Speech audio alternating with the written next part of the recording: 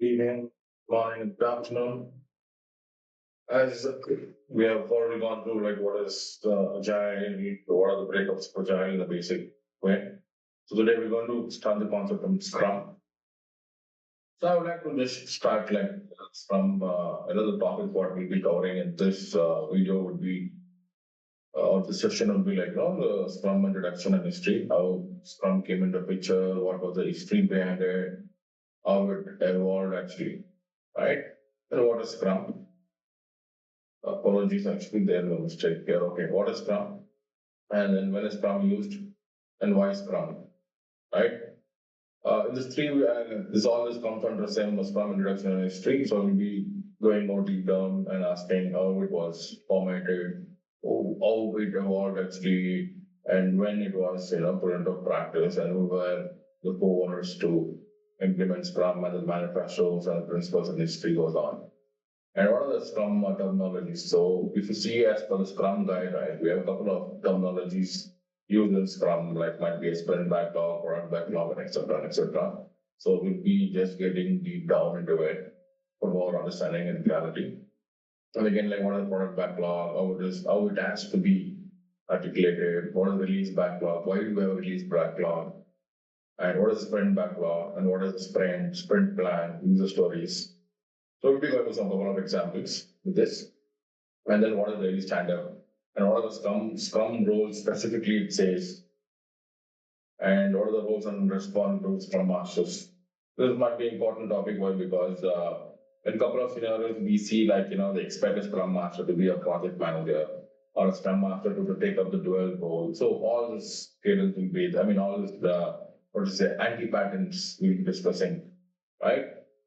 So yeah, you can comment or push back to any questions you have. And this is just we starting on Scrum, as I told you, right? We'll be going more deeper with the project and real-time scenarios also.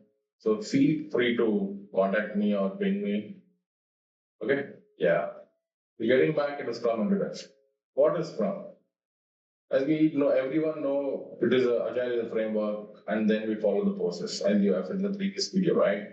So here, Agile is a framework designed to deliver a value iteratively and incrementally. What does it mean actually when we talk about this?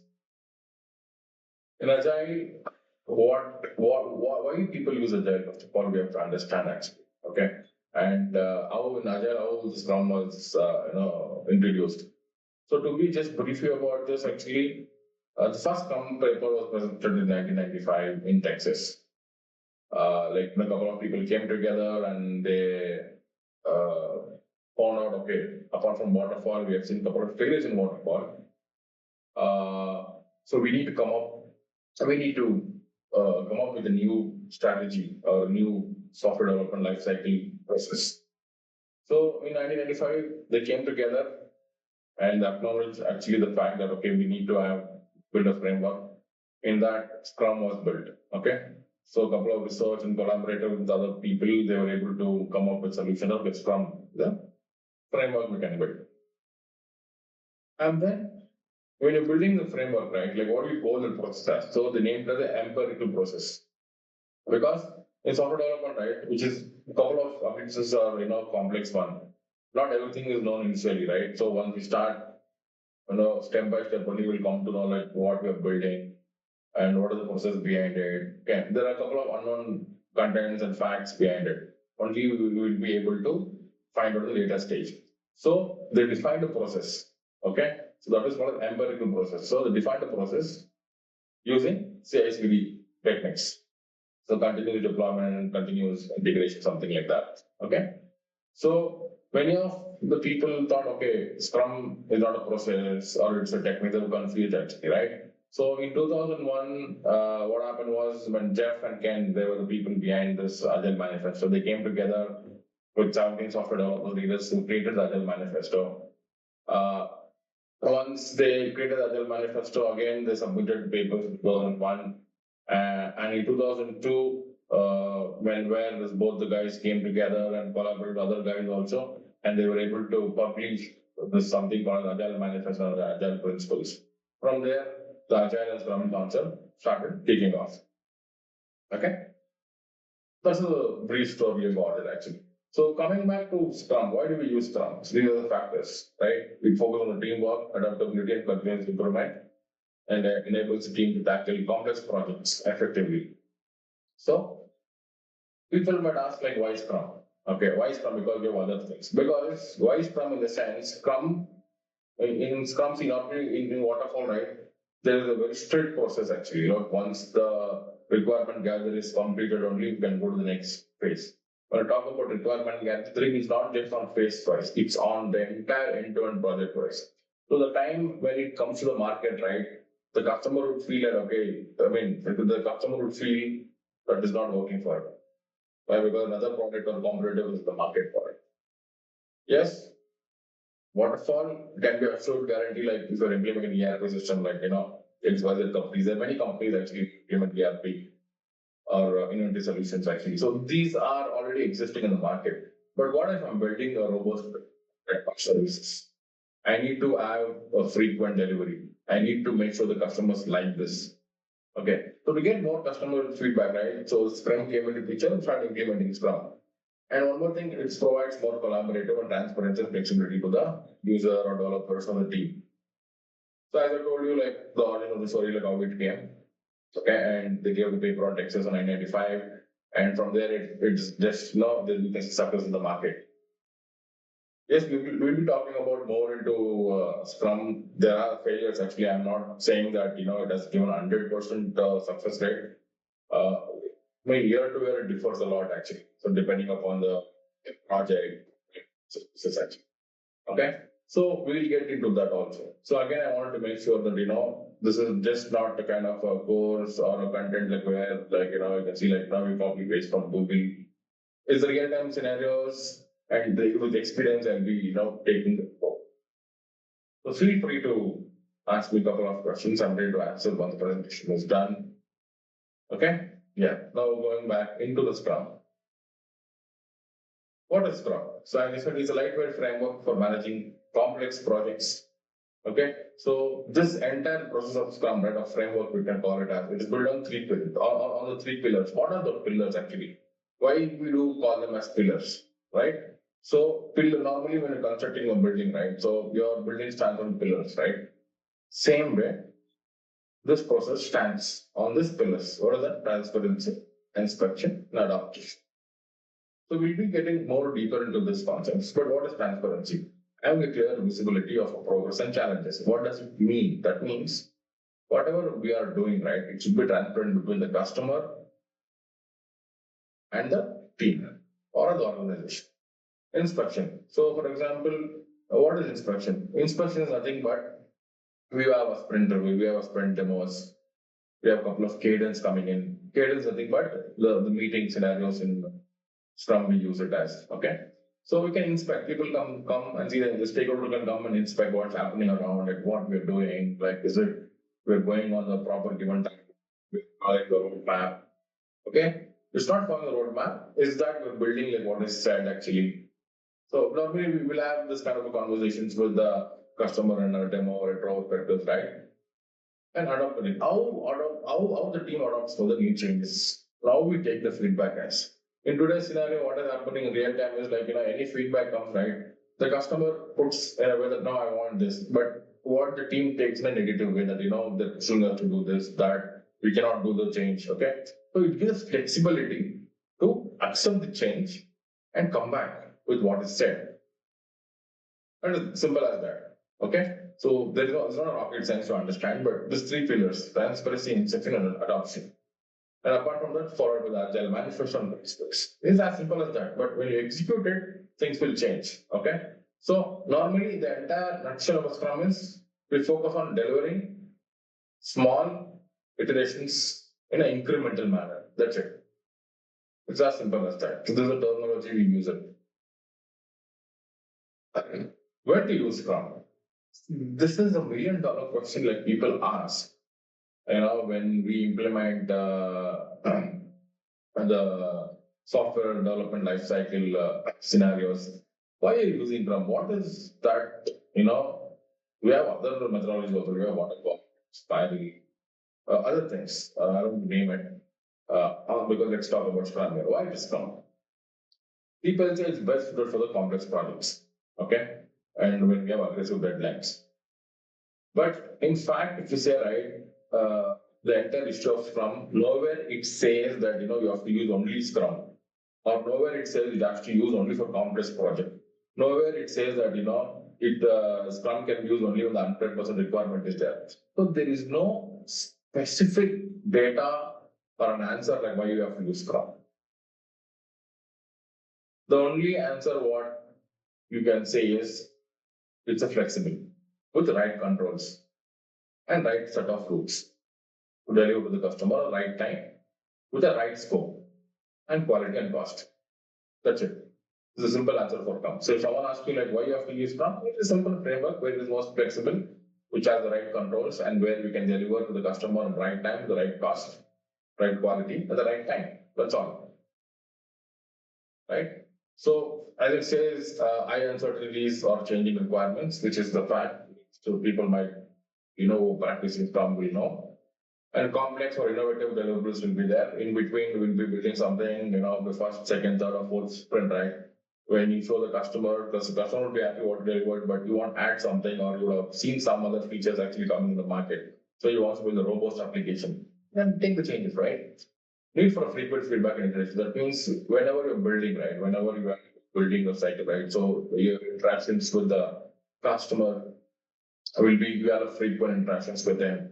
So you'll understand what the customer needs, and the customer will tell you what he needs. So you can accept the change and move to next iteration, and you can deliver the same thing, right? So if you see right today, this is the commonly used software development cycle, like what method or framework we're using it. So yeah, that's all about Scrum. Why we use Scrum? Simple. I mean, again, I'm repeating that it's very simple. Like, why we use Scrum? So we should tell this. And Scrum is a flexible framework with the right controls and set of rules, ensure delivery to the customer on right time, on right scope, with right quality and cost. That is Scrum. That's it. Nothing, fancy about it. Nothing more deep about it. How Scrum works? Typically, how Scrum works when you say, right, this is, again, people are confused a lot in this. People are using 3 week sprint, 4 week sprint, 5 week sprint. Yes, fine, you can use it. But end of the day, the sprint cycle should not go more than 4 weeks. One sprint should not go more than 4 weeks. But not what you want to do, we have to do 2 weeks sprint, that's fine.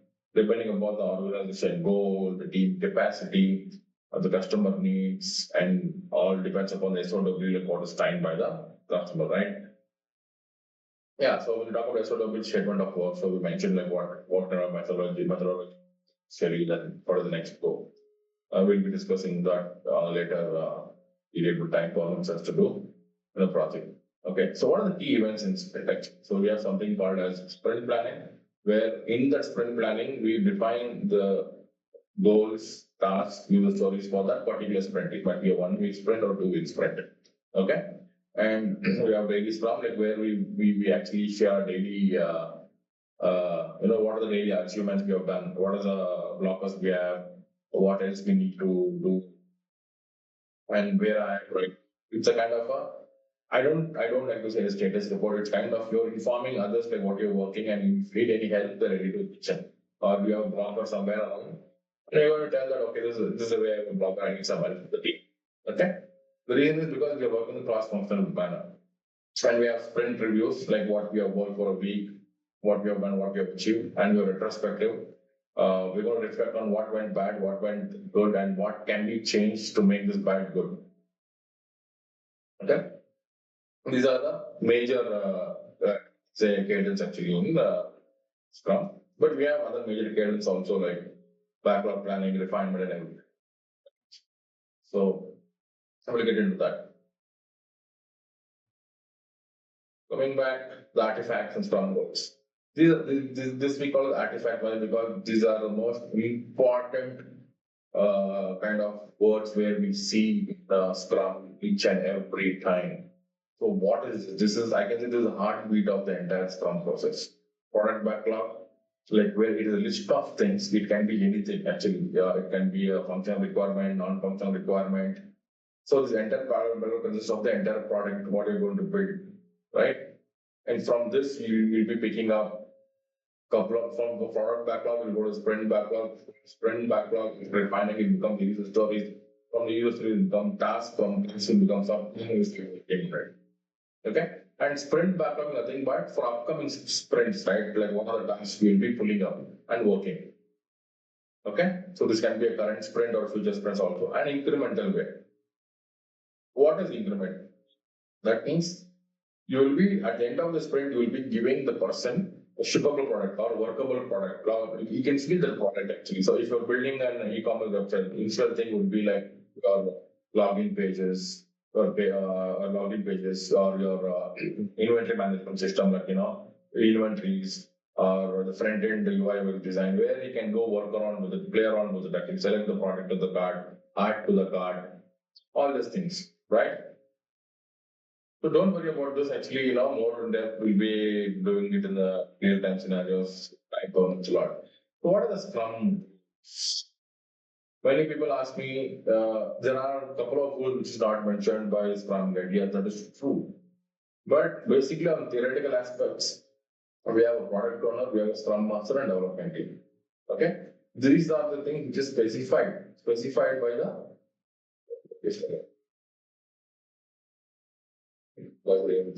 yeah, specified by the Scrum Guide or you can say Scrum Guide.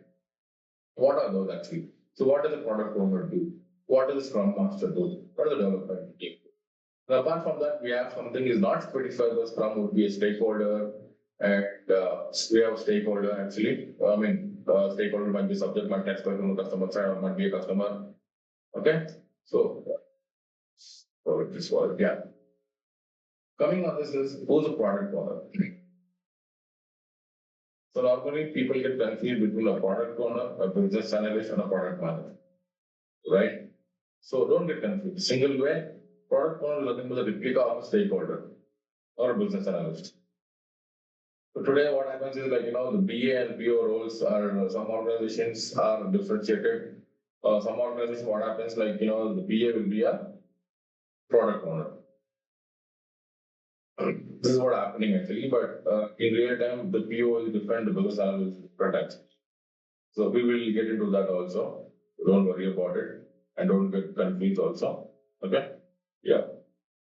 This is a challenging thing like where we need to focus more and get. So who is the product owner actually? He's a person, I can say he's a person or he's a driver for the product development process. He owns product backlog sometimes. He's not every time actually. Okay. And then he'll have a product domain expertise and he will drive the business requirements. You will set the kind of parameters to the stakeholder that this is what we're building. Okay. And he set the process and practices like what wants, how the product has to be delivered for it. Right. So in one word, PO was kind of a product solution guy who's aware of the market situations, competitors, analysis, everything. Right. So he is more focused on the product than the process. So you own the entire product backlog for him. Okay. So normally, he is the one actually who owns the definition of a product vision or product roadmap. So if you who owns the product roadmap, it is the PO, right? And he is accountable to deliver the product actually in a functional way. That fellow might involve in budgeting of the product, adding a feature to the product, responsible defining the product requirement if he needs. Okay, so he is the owner or he is the godfather for the product backlog, let's say. Okay, and he is responsible of creating the PBI or the product backlog. He is responsible to build the roadmap of it with the help of the team, stakeholders, concerned.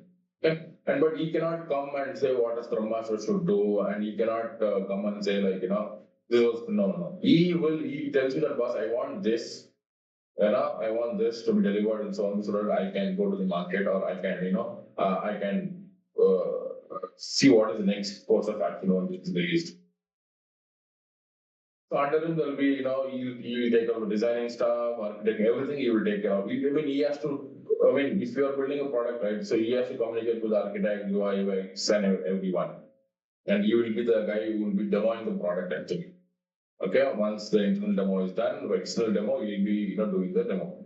Okay, so This is about product. So going on there, there is still, you have the product stakeholder management and responsibilities. You will manage the product backlog aligned with the team goals.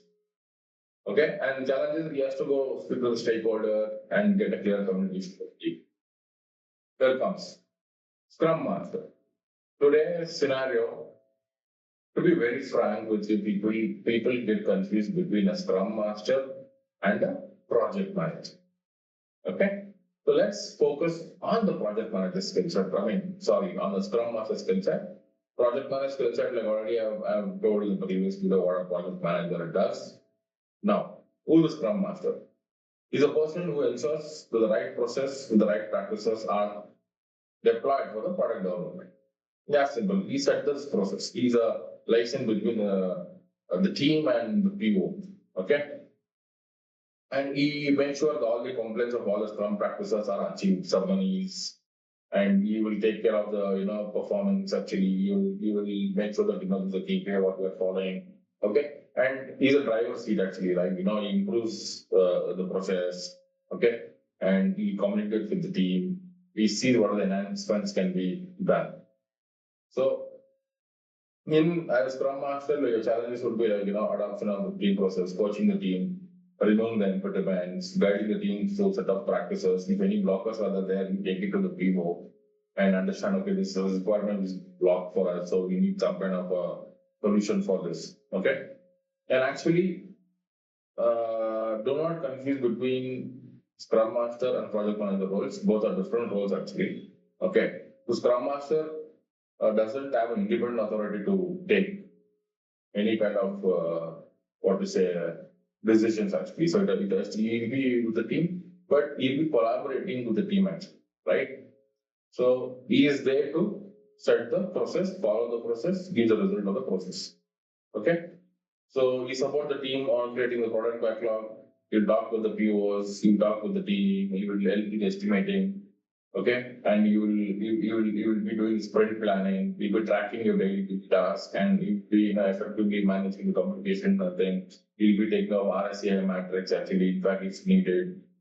Okay, and he makes sure there's a he makes sure there's a transparency and adaptability in the team. So the entire three pillars will be following it, and you should follow it actually.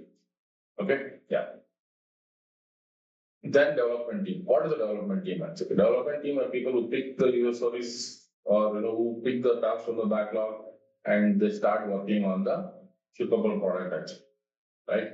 So the main object development team would be understanding what product we're building, what is it we're building. Okay, technically they'll be sound enough.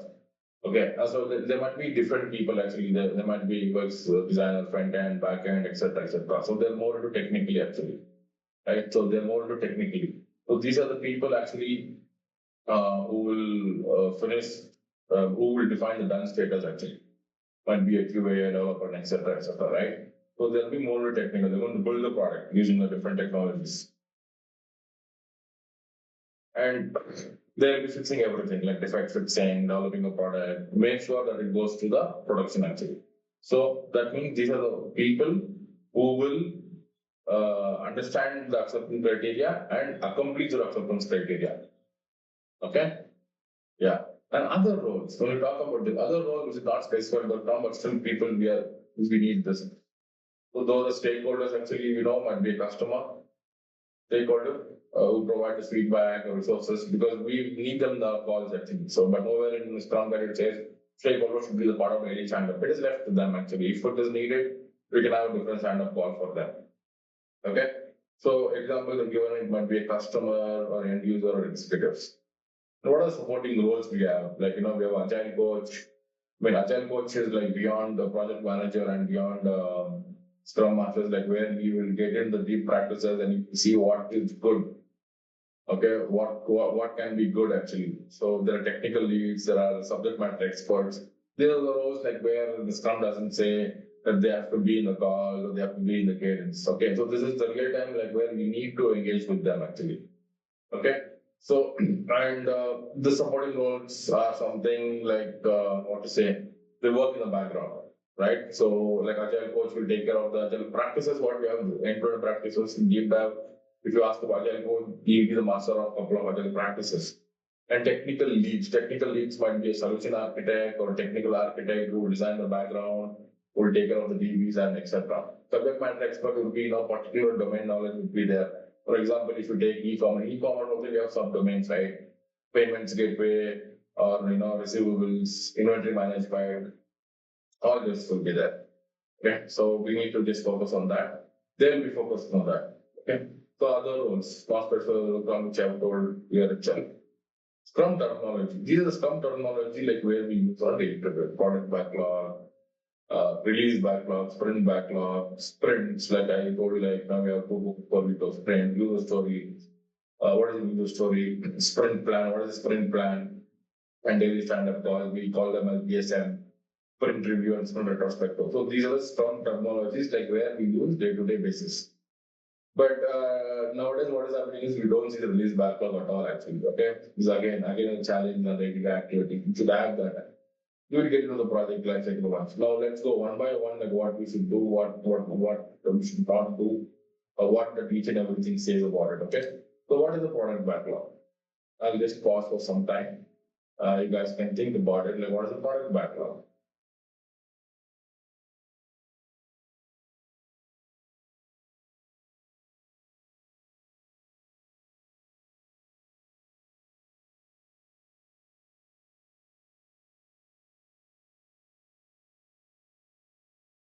Okay. Product backlog is nothing but we call them as PBI actually. Okay. Product backlog items. Short form we call it as product backlog items. So in product backlog, what all things we do, right? So when we talk about product backlog management or product backlog, right? It's a kind of lightweight documentation for requirements itself. We're not going to put everything at a time. We're going to think about it and we're going to come with the requirements actually one by one, which we call nowadays our PRD, product requirement document, or PRD, business requirement document. Okay. So this will consist of a system requirement document, product requirement document, design, non-functional requirements, functional requirements. So you can connect this in Agile Manifesto, working software over comprehensive documentation. So we will only dump what is needed for us initial phase, right? So that is what. So normally it is updated it is always updated actually because there we see the transparency should be there. Whatever the stakeholder input will be there.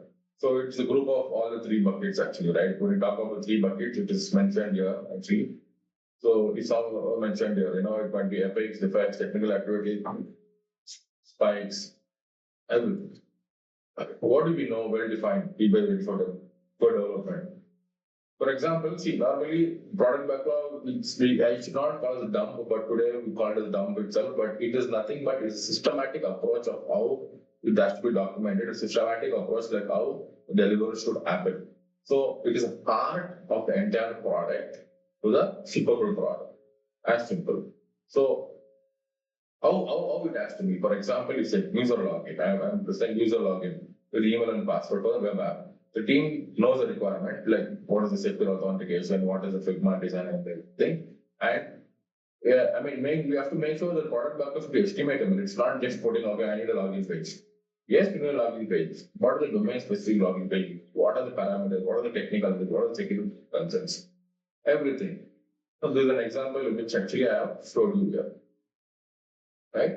And then, and then we have to make sure what is the clarity needed in the refinement. Like, normally the product backlog should never be just ID like that. So you should be visiting product backlog frequently. So if normally for two sprints, you have third sprint, you don't know what's happening. So we create an epic. Okay. We create an epic like a payment gateway integration. The team knows payments are needed to, the team knows about payments actually. Okay. But they don't know what kind of gateway has to be integrated. It can be any gateway actually. So there are many gateways, right? So there are some clarifications we need actually. Even though we integrate, there might be some outrages happening. So we create a spike. So spike also can be here. Nothing but is a research and development. Spike is nothing but there is a solution, but you need to integrate the solution. Okay. And we have something called as non-functional requirements also. Sometimes you have, this is an example I can give. Ensure the app scalability, but expected user load is unknown. So you have an app, but you don't know how many users to use it. To analyze it, you need more time, right? So that also. So it's art of everything. So product backlog is the art of everything. Again, talking about the release backlog. Release backlog, sprint user stories. I would like to take you the next video actually. So I want to make it because I have a couple of questions which has come across. So I have to make more comfortable to the viewers actually, right? Uh, and one more thing is like whatever theory we're going, we'll be getting a real time very soon actually. So please let me know whether you want a kind of a read because I'm good at e-commerce or retail or apart from this you want from Agile domain. So I can get that knowledge. I can get the person to talk.